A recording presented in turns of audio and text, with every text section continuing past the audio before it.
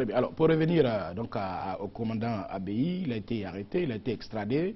Comment vous l'avez trouvé quand il était pris, il a été remis à vos services? C'est la même chose. Prends tout le plat où il pleurait. Ils vont me tuer, on va me tuer, ne me tuez pas, pardonnez. Il pleure, pardonnez, je vais demander pardon au président, je ne vais plus recommencer. Mais je vous assure, on ne veut humilier personne. Mais on veut que les gens comprennent que cette page-là, elle est tournée. Et nous serons toujours très très très fermes avec ceux qui ne l'ont pas compris. J'insiste, parce que je sais qu'il y a des gens encore qui se croient malins, sous la couverture d'organisations syndicales ou politiques, ont des connexions, ont des liens. Mais nous avons depuis un moment donné, vous voyez, j'essaie de venir très rarement sur votre plateau, privilégier l'action, le travail sur le terrain. Mais de temps en temps, c'est bon de venir rendre compte, faire le point aux Ivoiriens. Alors, depuis, il a changé d'avis, il s'est repenti, il a fait des déclarations qui vont dans le sens de la réconciliation. Nous allons l'écouter.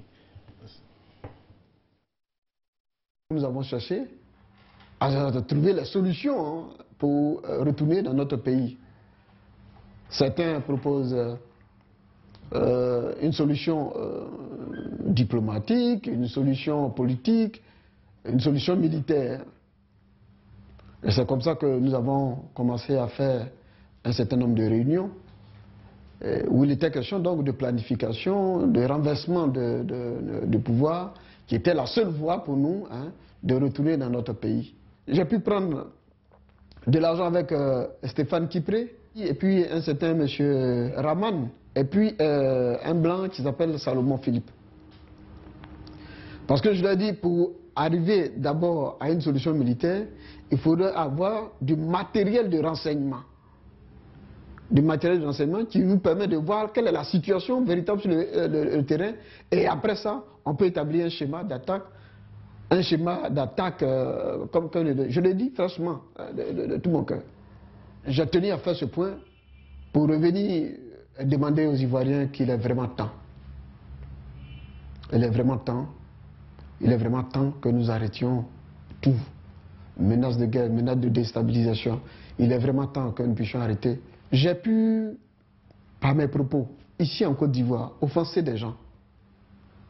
J'ai pu, en exil, par mes propos, offenser des gens, mon attitude, offenser des gens.